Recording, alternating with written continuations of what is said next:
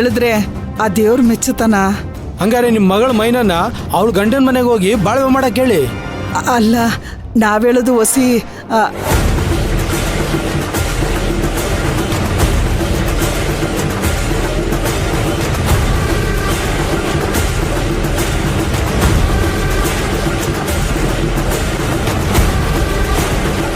ಮೈನಾ ಧ್ರುವನ್ ಮನೆಗೆ ಹೋಗಿ ಬಾಳ್ಬೇಕು ಅಂತ ನಿರ್ಧಾರ ಮಾಡವಳೆ.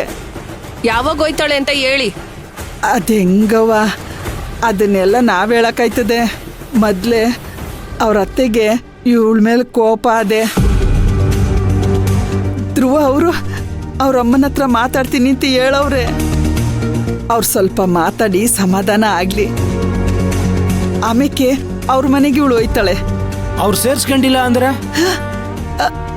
ಛೇ ಬಿಡ್ತು ಅಂತ ಹೇಳಿ ಹಂಗೆಲ್ಲ ಹೇಳ್ಬೇಡಿ. ನಾವ್ ಹೇಳಿದ ತಕ್ಷಣ ಆಗ್ಬಿಡುತ್ತಾ? ಮದ್ವೆ ಹಾಗೆಲ್ಲ ನಡೀತು ಅಂತ ಆ ಯಮ್ಮಂಗೆ ನಿಮ್ ಮಗಳ ಮೇಲೆ ಕೋಪ ಇದೆ. ಅದಕ್ಕೆ ಆ ಯಮ್ಮ ನಮ್ಮನೆ ಸೊಸೆ ಅಲ್ಲ ಅಂತಿದ್ದಾಳೆ. ಈಗ ತಾನೇ ಯಾವ ಗ್ಯಾರಂಟಿ ಮೇಲೆ ಒಪ್ಕೋತಾರ ಅವರು? ನೋಡಿ ಇವ್ರೆ, ನೀವು ಅವ್ರ ಮನೆಗೆ ಹೋಗಿ ಕುತ್ಕೊಂಡು ಮಾತಾಡಿ, ಕೈಯೋ ಕಾಲೋ ಹಿಡಿದು ಅವ್ರನ್ನ ಒಪ್ಸಿ ನಿಮ್ಮ ಮಗಳನ್ನ ಕಳಿಸಿ. ಅವರು ನಮ್ಮನ್ನ ನೋಡಿದ್ರೆ ಸಾಕು ಕೋಪ ಮಾಡ್ಕತ್ತಾರೆ. ಆದ್ರೆ ನಮ್ಮ ಅಳಿಯ ಧ್ರುವ ಇದ್ದಾನಲ್ಲ, ಅವ್ರನ್ನ ಒಪ್ಪಿಸ್ತಾರೆ. ನೀವೇನು ಯೋಚನೆ ಮಾಡಬೇಡಿ, ನನ್ನ ಮಗಳು ಆ ಮನೆಗೆ ಹೋಗೇ ಒಯ್ತಾಳೆ. ಮೊದಲು ಅವಳು ಹೋಗ್ಲಿ. ಅವಳು ಹೋದ್ರೆ ಎಲ್ರಿಗೂ ಒಳ್ಳೇದಾಯ್ತದೆ. ಅವಳು ಹೋಗ್ಲಿಲ್ಲ ಅಂತಂದ್ರೆ ನನ್ನ ಮಗನಿಗೆ ಮಾತ್ರ ಒಳ್ಳೇದಾಗೋ ಲಕ್ಷಣಗಳು ಕಾಣ್ತಾ ಐತೆ. ಅಯ್ಯಯ್ಯೋ, ದಯವಿಟ್ಟು ಬಿಡ್ತು ಅನ್ನಿ, ಹಂಗನ್ಬೇಡಿ. ಅಂದ್ರೆ ಬೇರೆ ಮದುವೆ ಮಾಡೋದು ಖಂಡಿತ ಹೌದು. ನಿಮ್ಗೂ ಲಗ್ನ ಪತ್ರಿಕೆ ಕೊಟ್ಟು ಹೋಗ್ತೀವಿ, ಬಂದು ಗಂಡ ಹೆಂಡತಿ ಇಬ್ರು ಆಶೀರ್ವಾದ ಮಾಡಿ ಹೋಗಿ. ಬೀಗ್ತೇವ್ರೆ, ನನ್ನ ಮಾತು ಹೊಸಿ ಕೇಳಿ. ಹೋಗೋಣ. ಅಲ್ಲ, ಬೀಗ್ತೇವ್ರೆ.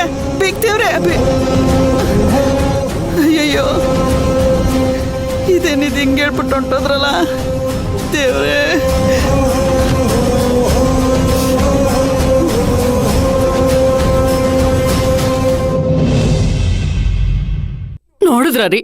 ನೋಡಿದ್ರ ನಿಮ್ ಮಗ ಎಷ್ಟು ಕೋಪಿಷ್ಟ ಆಗಿದ್ದಾನೆ. ಏನ್ ಮಾಡ್ಲಿ ನಾನು? ನನ್ ಮಾತೇ ಕೇಳಲ್ಲ ಅಂತಾನೆ. ಅವನು ಒಳ್ಳೇದಕ್ಕೆ ನಾನು ಮಾಡ್ತಾ ಇದ್ದೀನಿ ಅಂತ ಅರ್ಥನೇ ಮಾಡ್ಕೋತಾ ಇಲ್ಲ ಅವನು. ಹೆತ್ತ ತಾಯಿ ಅನ್ನೋದು ನೋಡ್ದೆ ನಾನು ಹೊಟ್ಟೆ ಉರಿಸ್ತಾ ಇದ್ದಾನೆ. ನೀವೇ ಹೇಳಿ, ನಾನು ಯಾಕಿಷ್ಟು ಒದ್ದಾಡ್ತಾ ಇದ್ದೀನಿ? ಅವನ್ ಜೀವನ ಚೆನ್ನಾಗಿರ್ಬೇಕು ಅಂತ ತಾನೆ. ಅವನ್ಗ ಅರ್ಥ ಆಗ್ತಿಲ್ಲ ರೀ, ಅವನ್ಗ ಅರ್ಥ ಆಗ್ತಿಲ್ಲ ನಾನು ಏನಕ್ಕೆ ಹೇಳ್ತಾ ಇದ್ದೀನಿ ಅಂತ. ನನ್ ಮೇಲೆ ಕೋಪ ಮಾಡ್ಕೊಂಡು ಮನೆ ಬಿಟ್ಟು ಬೇರೆ ಹೋಗಿದ್ದಾನೆ. ನನ್ನನ್ನ ಶತ್ರು ತರ ನೋಡ್ತಾನೆ ರೀ. ಇನ್ನು ಅವನ್ ಮನೆಗ್ ಬಂದಿಲ್ಲ, ನನಗ್ ಭಯ ಆಗ್ತಿದೆ. ಅವನ್ ಎಲ್ಲಿದ್ರು ಅವನ್ ಮನೆಗ್ ಬರೋ ತರ ನೀವೇ ಮಾಡ್ಬೇಕು ರೀ, ನೀವೇ ಮಾಡ್ಬೇಕು.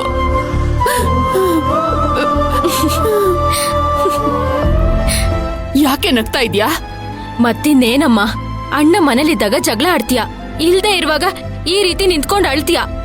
ಇದನ್ನ ನೋಡಿದ್ರೆ ಏನ್ ಅನ್ಕೋಬೇಕು? ದೀಪಾ ಅತ್ತೆ, ನೀವು ಅವಳ ಮಾತಿಗೆಲ್ಲ ತಲೆ ಕೆಡಿಸ್ಕೋಬೇಡಿ, ಸಮಾಧಾನ ಮಾಡ್ಕೊಳ್ಳಿ. ಮಾವ ಖಂಡಿತವಾಗ್ಲೂ ಮನೆಗೆ ಬಂದ್ಬಿಡ್ತಾರೆ.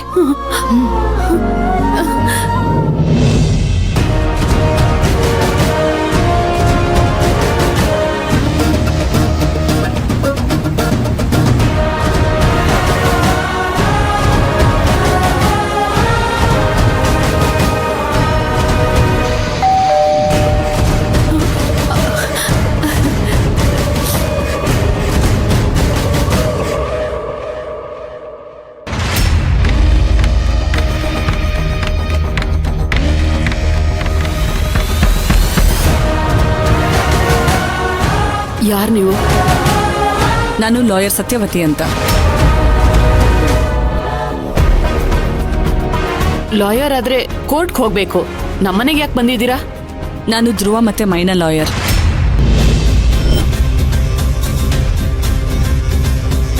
ಓ, ವಿಷಯ ಇಷ್ಟು ದೂರ ಹೋಗಿದ್ಯಾ?